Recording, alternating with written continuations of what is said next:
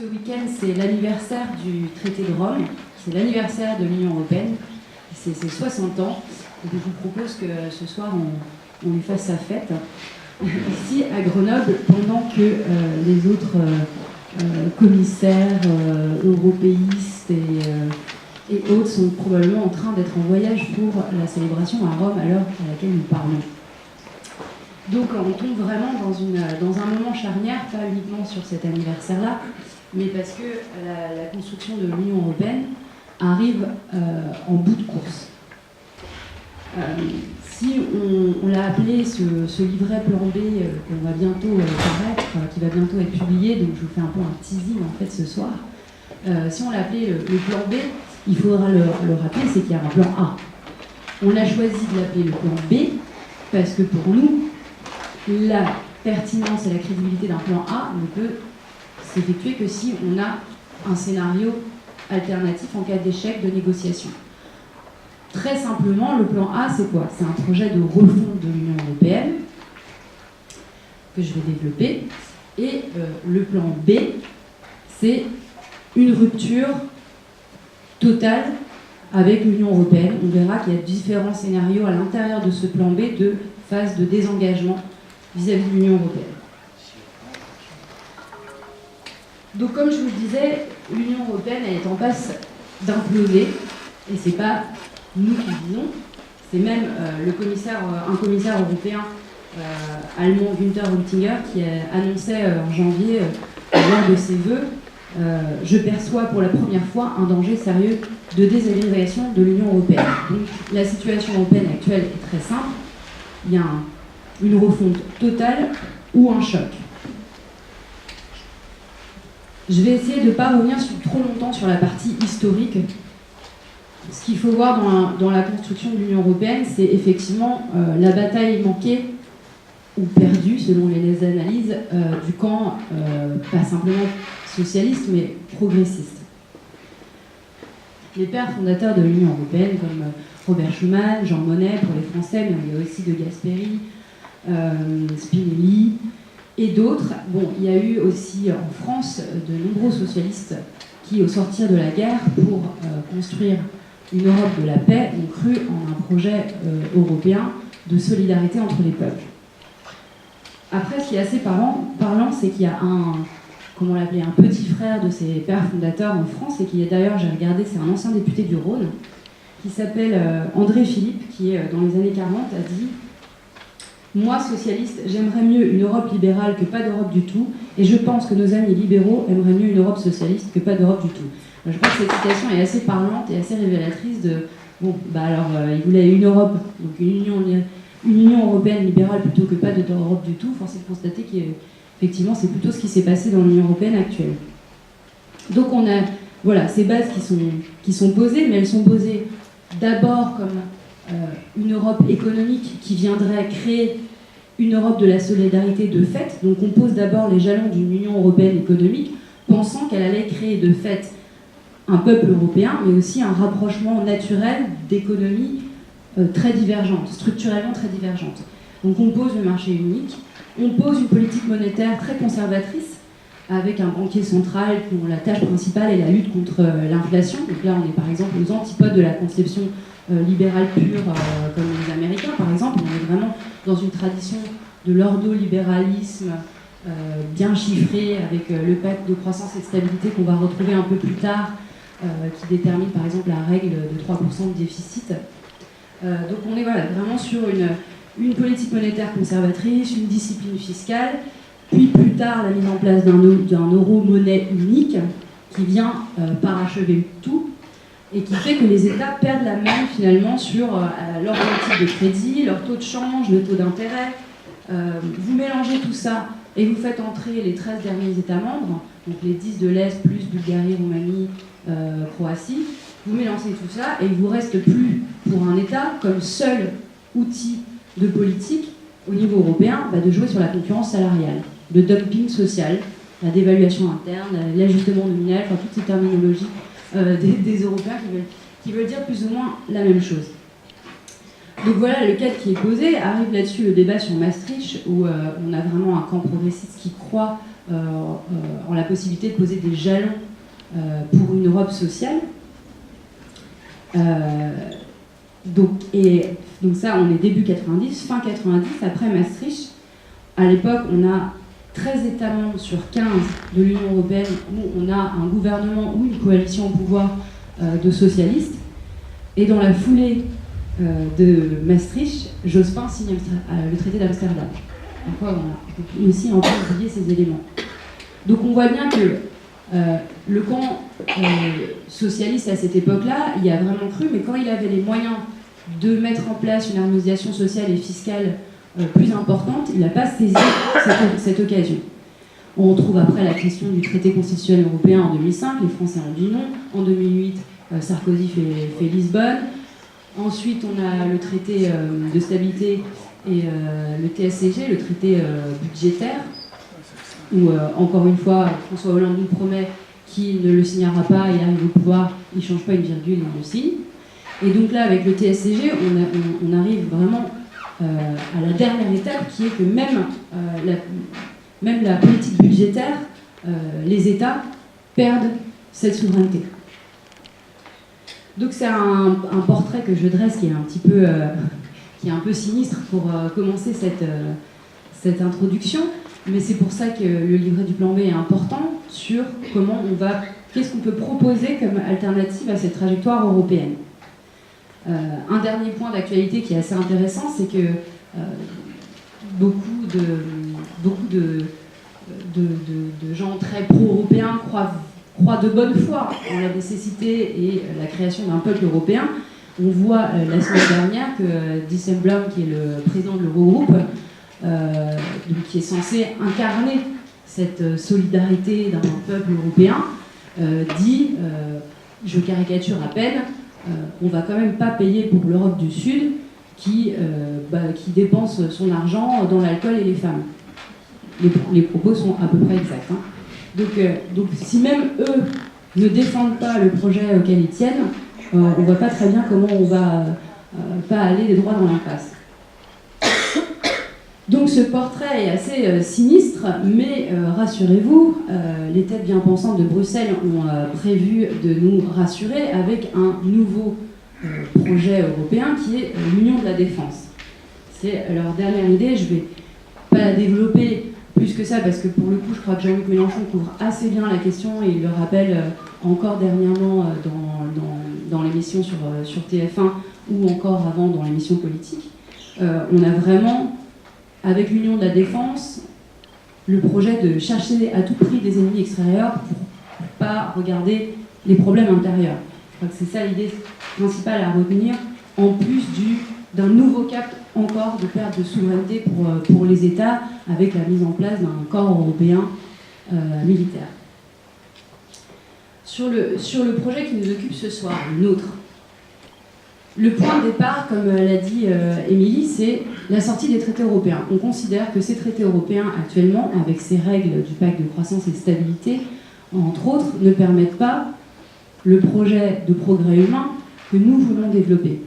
Et c'est pas simplement parce qu'on est dans un intérêt nationaliste, mais bien parce qu'on veut porter la cause du progrès humain aussi au niveau européen, qu'il faut se donner les moyens de créer des bases de convergence et d'harmonisation sociale et fiscale par le haut.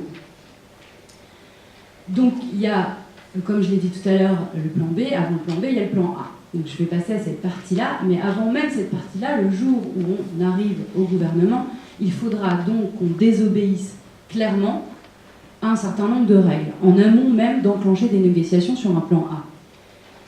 Il y a plusieurs règles auxquelles on va être confronté, notamment le fait que nous voulons mettre en place une taxation sur les transactions financières, un contrôle de la fuite des capitaux, mais aussi des aspects plus concrets, comme par exemple, pour parler vraiment très concrètement, l'idée de mettre en place dans les cantines du 100% bio. Voilà, ça c'est un élément très concret de notre programme qui est directement en conflit avec du droit européen sur les marchés publics notamment, qui interdisent d'utiliser le prestataire le plus proche du lieu d'exécution parce que ça fausse la concurrence, selon les termes de la Commission européenne.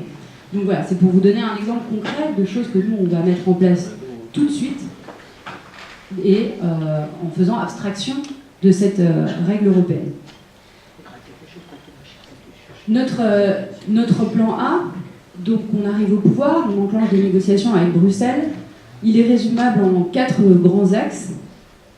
Et le premier, et un des plus importants, c'est la question de l'harmonisation sociale et fiscale. On a bien conscience que dans une Union européenne à 28, puisqu'elle est encore de facto à 28, peut-être à 27, maintenant que l'article 50 a été enclenché en Grande-Bretagne, dans l'Union européenne à 28, c'est très compliqué de faire une harmonisation sociale et fiscale pour tout un tas de raisons, de déséquilibre notamment avec les pays de l'Est, et aussi partiellement de mauvaise foi de leur part, qui sont plutôt bien contents d'avoir la directive détachement des travailleurs, par exemple. Donc, une première mesure de sécurité, on pourrait dire, c'est une clause de non-régression sociale et environnementale. C'est-à-dire de dire que quand le droit national de chaque État membre sera plus favorable qu'une règle européenne, on préfère garder alors la règle en droit national. Un petit peu comme une sorte de opt-out, si vous voulez, de clause spécifique. Ensuite, il y a des questions de tendre vers un SMIC européen. On a des économistes qui ont participé avec nous à la rédaction du livret du plan B. Eux, ils évaluent par exemple un objectif atteignable à 75% du salaire médian de chaque État pour fixer ce SMIC européen. Évidemment, ça ne se fait pas en un claquement de doigts, et ça nécessite énormément de dialogue et peut-être d'étapes intermédiaires. Il y a plein d'autres éléments qui seront développés dans le livret du plan B, notamment sur l'imposition des bénéfices sur les sociétés, pour essayer de l'harmoniser ici aussi à la hausse. Un deuxième axe de ce plan A, c'est la question du protectionnisme aux frontières européennes. Comme vous le savez, il y a aujourd'hui plein de biens et services qui rentrent sur le territoire de l'Union européenne qui sont peu ou pas taxés, en moyenne. D'ailleurs, c'est 3%, donc c'est extraordinairement bas quand on prend n'importe quelle zone économique dans le reste du monde. Donc ça fait de facto un dumping social au sein de l'Union européenne qui est très difficile aujourd'hui à supporter pour nos peuples. Donc on propose d'introduire un protectionnisme social et solidaire, social et écologique aux frontières de l'Union européenne. Ça veut dire à la fois taxer des biens qui ne respectent pas un certain nombre de conventions internationales aux frontières de l'Union européenne, comme introduire aussi des contingents. C'est-à-dire si on a une production autosuffisante, par exemple d'huile, sur un été, disons, pouvoir favoriser la production européenne, pas parce que, encore une fois, pas dans un esprit discriminatoire, simplement dans un esprit de relocalisation. Un autre aspect qui est la question plus monétaire, dans le cadre du plan A, on est vraiment dans un cadre où on propose des grands axes de refonte qui sont très applicables et largement au-delà de notre propre camp. La question de la BCE, et donc de la Banque Centrale Européenne, très importante. On pense aujourd'hui qu'il faut revoir les statuts de la BCE afin qu'elle puisse inclure des objectifs de plein emploi, des objectifs d'inflation augmentés, puisqu'aujourd'hui elle est obnubilée par la question de l'inflation, alors qu'en réalité, ce dont l'économie européenne a besoin, notamment pour faire baisser le poids des dettes publiques, c'est d'une petite injection, d'un petit relent d'inflation. Et enfin, un dernier point, que la BCE puisse directement financer auprès des États. Ça, il y a plein de formes envisageables, plein de formes de le faire. On ouvre donc les négociations avec Bruxelles, et donc quand je dis Bruxelles, ça veut dire les autres États membres, mais également la Commission européenne. Cette négociation, elle ne peut pas durer ad vitam aeternam, puisque nous, en parallèle, en France, comme vous le savez, on a le lancement de l'Assemblée constituante, donc il y a une question aussi juridique de la hiérarchie des normes et donc de la place du droit européen dans l'architecture du droit français. Et donc pendant les travaux de l'Assemblée constituante, il faudra que les députés qui y siégeront sachent, en fonction du résultat des négociations, quelle place donner au droit européen dans ce cadre. Quoi qu'il en soit, le résultat des négociations sera soumis à un référendum. Ce qu'on dit au peuple français, c'est que si jamais le résultat de ces négociations ne leur satisfait pas, nous avons une alternative, nous avons un plan B. Qu'est-ce que ce plan B? Ce plan B, du coup, il part d'une analyse qui est fondamentalement différente, qui est de s'ancrer dans un cadre où l'Union européenne n'a plus du tout le monopole de la coopération avec le reste du monde et que la France peut orchestrer d'autres types de coopération, y compris avec le bassin méditerranéen, y compris renforcer la scène onusienne, donc lancer de nouvelles coopérations sur le plan écologique avec le bassin méditerranéen. C'est un des aspects que Jean-Luc Mélenchon cherche depuis très longtemps, notamment avec nos partenaires en Tunisie. Sur le plan monétaire, il y a la question du franc CFA. Je ne sais pas si vous êtes au courant, mais dans le rapport de force européen, il y a aujourd'hui 60 millions d'alliés potentiels en Afrique qui sont directement concernés par la question monétaire, puisque le franc CFA est encore aujourd'hui indexé sur l'euro comme une forme de réminiscence coloniale qui n'a jamais été traitée.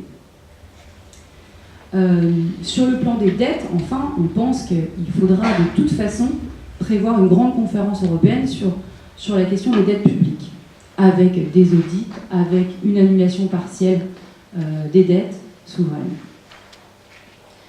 Enfin, il y a la question dans le plan B de tout ce qu'on n'a pas pu faire dans le plan A, de le faire dans le plan B. Comme l'a dit Jean-Luc Mélenchon très bien au sommet du plan B à Rome avec nos partenaires européens, le plan B c'est quoi? C'est le plan A maintenu. C'est qu'on fera nos grandes orientations, quelle que soit la décision de l'Union européenne. Donc ce protectionnisme social et écologique dont je vous ai parlé dans le cadre du plan A aux frontières de l'Union européenne, nous dans ce cadre-là, nous le ferons aux frontières de la France. Ça me rappelle une citation de Keynes de 1933 qui disait « Les idées, la connaissance, l'art, l'hospitalité et les voyages, ce sont là des choses qui par nature doivent être internationales, mais produisons les marchandises chez nous chaque fois que c'est raisonnablement et pratiquement possible. » Ça, c'est un peu la ligne de ce protectionnisme social et écologique dans le cadre du plan B. Je trouve que ça résume assez bien l'idée. On retrouve encore une fois la question monétaire. Du coup, dans le cadre du plan B, qu'est-ce qu'on fait de l'euro? Là, il y a plusieurs scénarios possibles, puisque comme je vous l'ai dit en introduction, même au niveau des institutions européennes, tout le monde constate aujourd'hui que cet euro unique va dans l'impasse et dans le mur. Encore une fois, on retrouve ce même commissaire dont je vous ai parlé en introduction qui disait « L'euro n'est pas préparé à une nouvelle crise. Si l'euro échoue, c'est tout le projet d'intégration européenne qui sera en danger. Nous ne pouvons pas prendre ce risque. » Donc, il y a une marge de négociation possible. Tout le monde est conscient que l'Union européenne se dirige vers une nouvelle crise monétaire. Face à ça, il y a plusieurs possibilités. Soit on orchestre une sortie commune de l'euro comme monnaie unique pour tendre vers une monnaie commune. Donc on se coordonne tous ensemble, les 18 membres de la zone euro, pour mettre en place une monnaie commune. Je reviendrai peut-être là-dessus dans le cadre des questions, mais c'est quelque chose qui a existé dans les années 90, à l'époque avec un système de l'écu. Ce qui manquait à ce système probablement, c'était justement la question du contrôle des capitaux pour maintenir la parité entre les monnaies. Une autre possibilité, c'est si on n'a pas de répondant du côté de nos partenaires, de faire cet euro commun avec ceux qui sont disposés à le faire. Et là, notamment, je pense à l'Europe du Sud, qui aurait des intérêts, a fortiori, si la France sort de cet euro unique. Il y a toujours la troisième possibilité, effectivement, qui est la sortie pure et simple de l'euro. Mais vous voyez bien qu'on est vraiment sur trois échelons différents possibles.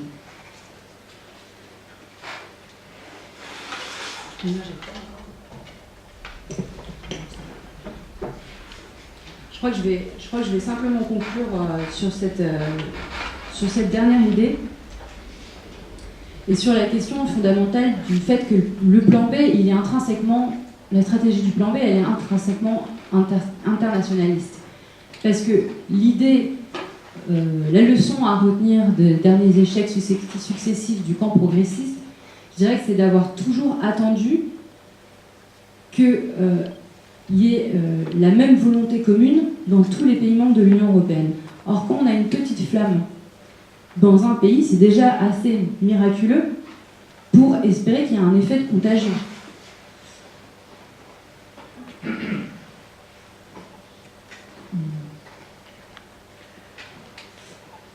Et le dernier aspect, effectivement, sur cette idée de la contagion, c'est que la France, à ce titre, n'est pas un acteur comme la Grèce, par exemple, dans le cas de l'été 2015 avec Tsipras. C'est-à-dire que sans la France, personnellement, je suis d'ailleurs intimement convaincue, sans la France, il n'y a pas d'Union européenne. Donc nous trouverons du répondant et des partenaires potentiels.